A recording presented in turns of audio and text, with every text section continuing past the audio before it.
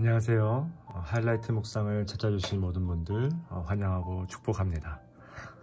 지금 우리는 고린도전서 말씀을 함께 보고 있습니다. 특히 이 3장에서 바울은 다양한 그림 언어를 통해서 교회가 대체 어떤 곳인가, 이 교회론에 대한 이야기를 지금 나누고 있습니다. 앞전에 본문에서 이미 두 개의 은유가 나왔죠. 첫 번째가 뭐였습니까? 바트로서의 교회. 두 번째는 건물로서의 교회. 그리고 이제 오늘 이 말씀이죠. 이 16절과 17절에서 바울은 세 번째 메타포를 우리에게 들려주고 있습니다. 바로 하나님의 성전으로서의 교회. 교회 공동체는 그냥 일반적인 건물이 아니라 하나님의 성령이 머무시고 거하시는 장소이기 때문에 특별하게 구별된다라는 것입니다. 16절에 보시면 너희는 너희가 하나님의 성전인 것과 하나님의 성령이 너희 안에 계시는 것을 알지 못하느냐.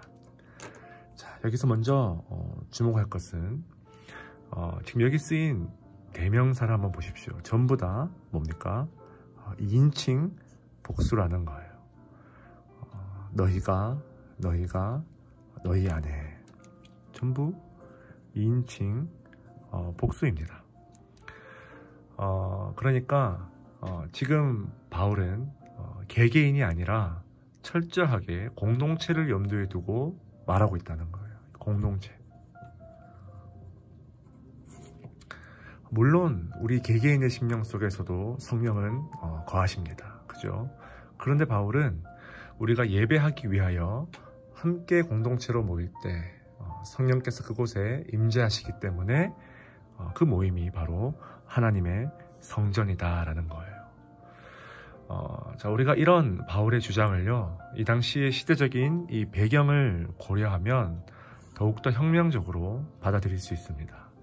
왜냐하니까 바울이 지금 고린도 교회에게 이 편지를 썼던 이 50년대는요, 아직도 여전히 이 예루살렘에는 눈에 보이는 그 성전이 건재하고 있던 그런 시절이라는 거예요.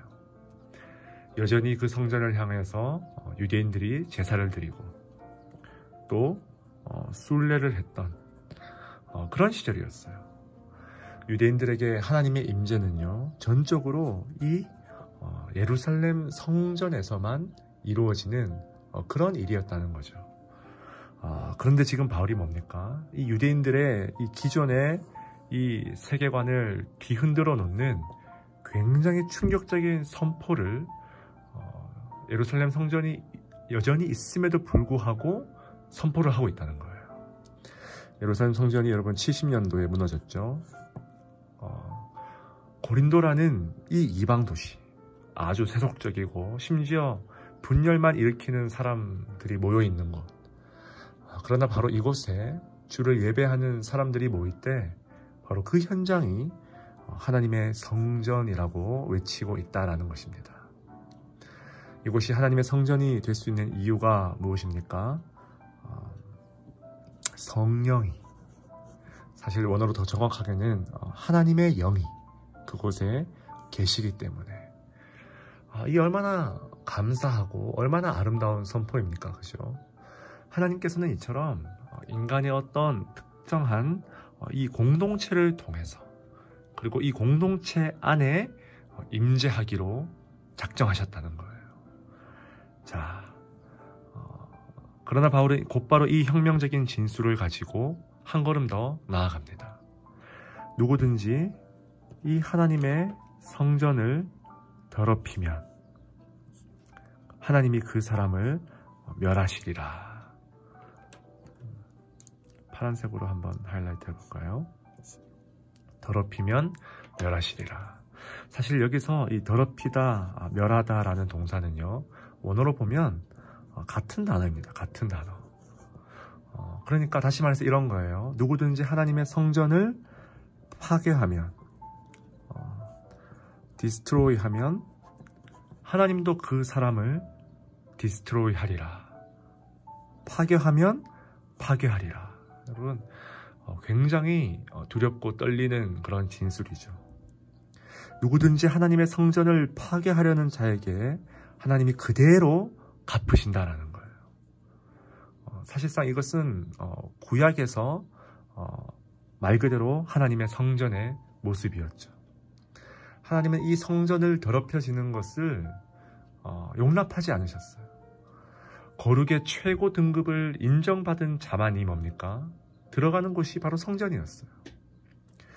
우리가 신약 시대로 넘어왔다고 해서요, 율법의 시대가 가고 복음의 시대가 왔다고 해서 하나님의 거룩성까지 가벼워지는 것이 절대로 아니라는 거예요. 하나님의 성전은 거룩하니, 구약이나 신약이나 시대를 초월하여서 하나님의 성전은 마땅히 거룩해야 된다는 거예요. 그러니까 여러분, 하나님은 지금 이 교회의 분열을 뭐로 정의하십니까? 교회를 파괴하는 것으로 정의하십니다. 교회에서 패를 가르고 분열을 일으키는 행위는요, 다름 아니라 교회를 파괴하는, 멸하는 그런 행위라는 거예요. 그렇다면 왜 고린도 교인들이 분열을 일으켰습니까? 전부 이 세상에서 스스로 지혜 있는 줄 생각했다라는 거예요. 스스로 이 세상에서 지혜 있는 줄 생각했다. 바울은 지금 두 개의 구약 인용을 통해서 이 인간의 지혜가 얼마나 허망한 것인지를 드러내고 있습니다. 이 구절은 욥기에서, 또 이 구절은 시편에서, 이 구약의 말씀을 적재적소에 활용하는 것이 바로 이 바울의 주특기죠. 이 인간의 지혜가 얼마나 허망한 것인지를 말씀을 통해서, 구약의 말씀을 통해서 드러내고 있다는 거예요. 그러니까 어떤 사람들이 지혜가 있다더라 하면서 절대로 사람을 자랑하지 말라는 거예요. 지금까지 고린도 교인들은 뭡니까? 각자의 무리들이 전부 이런 구호를 가지고 있었죠. 나는 아볼로의 것입니다. 나는 바울의 것입니다. 나는 게바의 것입니다. 그런데 바울은 지금 이 고린도 교회 교인들의 구호를 철저하게 뒤집어 엎어버리고 있다는 거예요. 그게 아니라 뭡니까? 바울이 너희의 것이다. 너희가 바울의 것이 아니라 반대로 바울이 너희의 것이다. 또 뭡니까? 아볼로가 너희의 것이다. 게바가 너희의 것이다. 지금 바울은 철저하게 구호를 반대로 뒤집어 엎어버리고 있다는 거예요.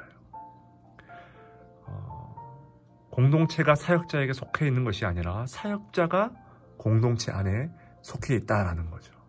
그리고 우리 모두는, 바로 우리 공동체는 그리스도와 하나님의 것이다. 여러분, 이게 뭐냐면 철저하게 지금 바울은 어떤 한 개인이 아니라, 그것이 아무리 카리스마 넘치는 훌륭한 사역자라 할지라도 개인이 드러나는 공동체가 아니라 바로 공동체가 드러나야 한다. 공동체. 지금 너희는, 이 2인칭의 복수를 지금 바울이 얼마나 이 단락에서 강조하고 있는지 좀 주목해 보라는 거예요. 그렇기 때문에 뭡니까?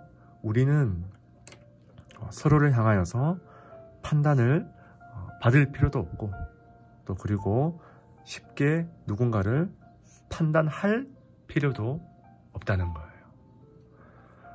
판단이 난무하는 곳에는요, 절대로 성령이 머물지 않습니다. 이 판단은 바로 공동체를 멸하는 그런 행위가 된다는 거예요. 판단은 오직, 여러분, 누구의 것입니까? 오직 하나님의 몫이에요. 각 사람에게 하나님으로부터 칭찬이 있으리라. 이처럼 바울은 지금 철저하게 공동체를 강조하고 있어요. 성령이 계시는 바로 이 공동체. 특히 사역자인 저부터 목사나 장로나 리더나 구역장, 순장, 교사 할 것 없이 어떤 한 개인이 드러나고 이 개인이 주목받을수록 그 공동체는 위험해집니다. 여러분 기억하십시오. 하나님의 거룩을, 이 거룩을 멸할 수 있는 그 위험에 빠져버린다는 거예요. 우리 이 말씀을 마음에 새겨서 성령이 계시는 공동체 안에서 하나님께 칭찬받는 일꾼 될 수 있길 주의 이름으로 간절히 축원드립니다. 우리 함께 합심으로 기도하며 나아갑시다. 하나님 아버지,